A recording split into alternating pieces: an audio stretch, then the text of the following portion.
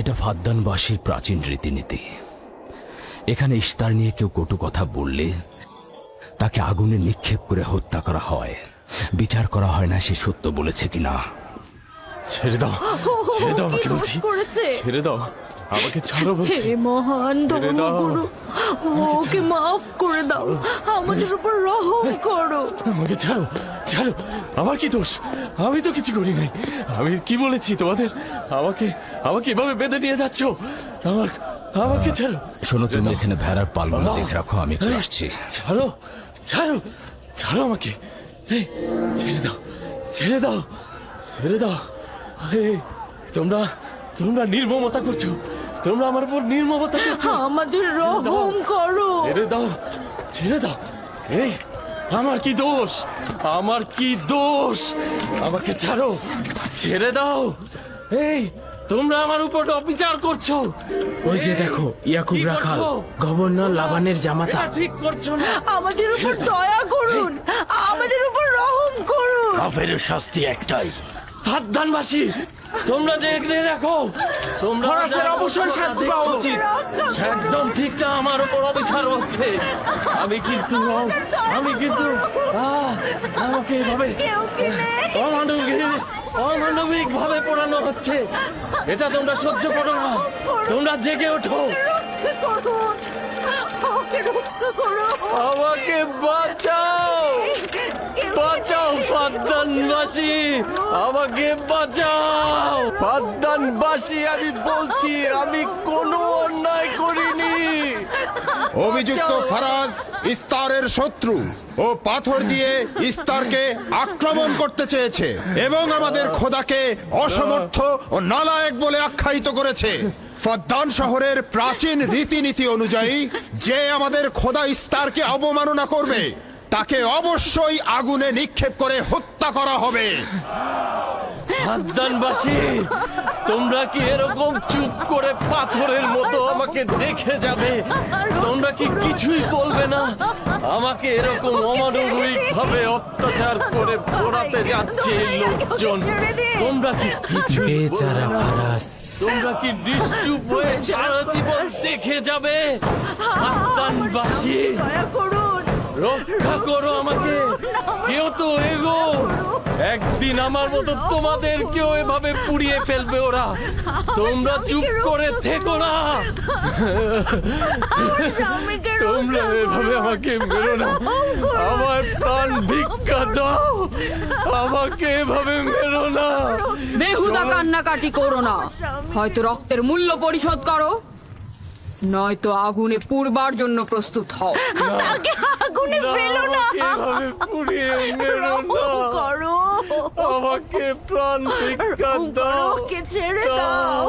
হে দাও। ফাদ্দানের জনগণ, আমাকে মেরো না। আমাদের রহম আমি একটা কথা জানতে চাই, তার রক্তের মূল্য কত?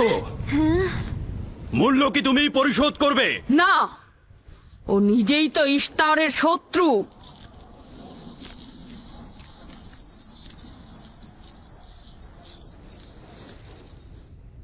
তুমি নিজেই তো ইস্তারের শত্রু।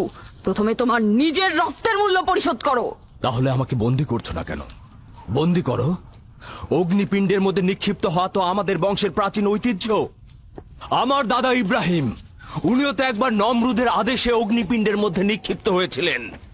এখন পর্যন্ত তুমি যে গ্রেপ্তার হওনি তার কারণ তুমি হচ্ছ গভর্নরের ভাগিনা। তার অর্থ দাঁড়াচ্ছে এই যে আমার মামা গভর্নর লাবান ইস্তারে খোদাকে অবমাননা করতে পারে কোনো শাস্তি ছাড়াই। ওকে গ্রেপ্তার করো আর ওর দাদার মতো ওকেও আগুনে নিক্ষেপ করো।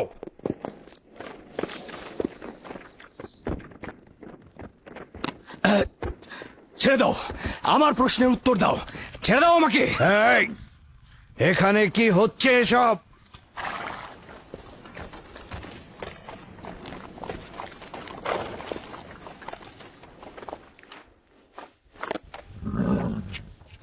ওকে ছেড়ে দাও আর অভিযুক্তকারীকেও মুক্ত করো। ফারাসের অবশ্যই শাস্তি পাওয়া উচিত। যখন ইয়াকুব জীবনের মূল্য পরিশোধ করতে চায় তখন তোমাদের কোনো অধিকার নেই ওকে শাস্তি দেবার।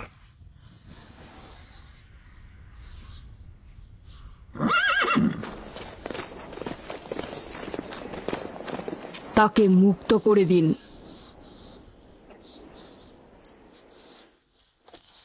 ইয়াকুব, তুমি অবশ্যই ফারাসের জীবনের মূল্য স্বরূপ 500 দিনার পরিশোধ করবে। হ্যাঁ, কোনো সমস্যা নেই, আমি এই অর্থ পরিশোধ করব।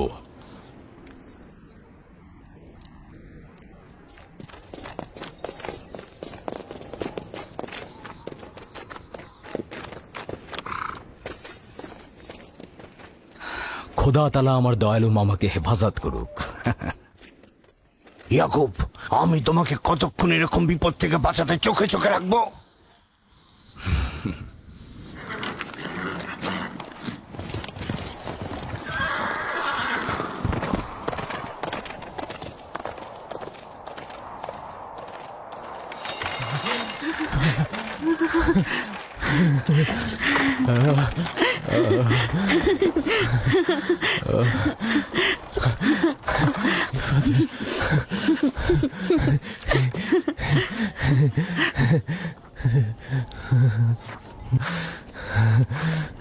আপনি মহান, আমরা কৃতজ্ঞ, আমরা অনেক কৃতজ্ঞ আপনার কাছে।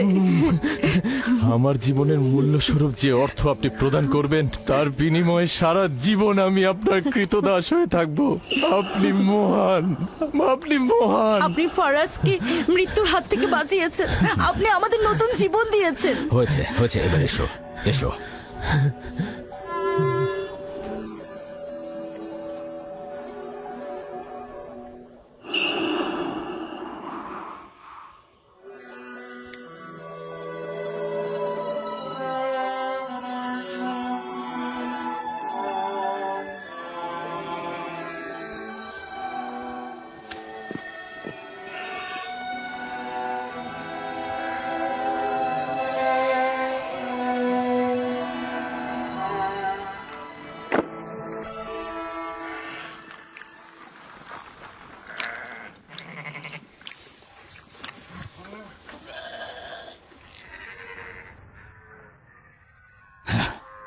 লোকটি আসলেই খুব ভালো, আসার পর থেকে শুধু কাজই করে যাচ্ছে।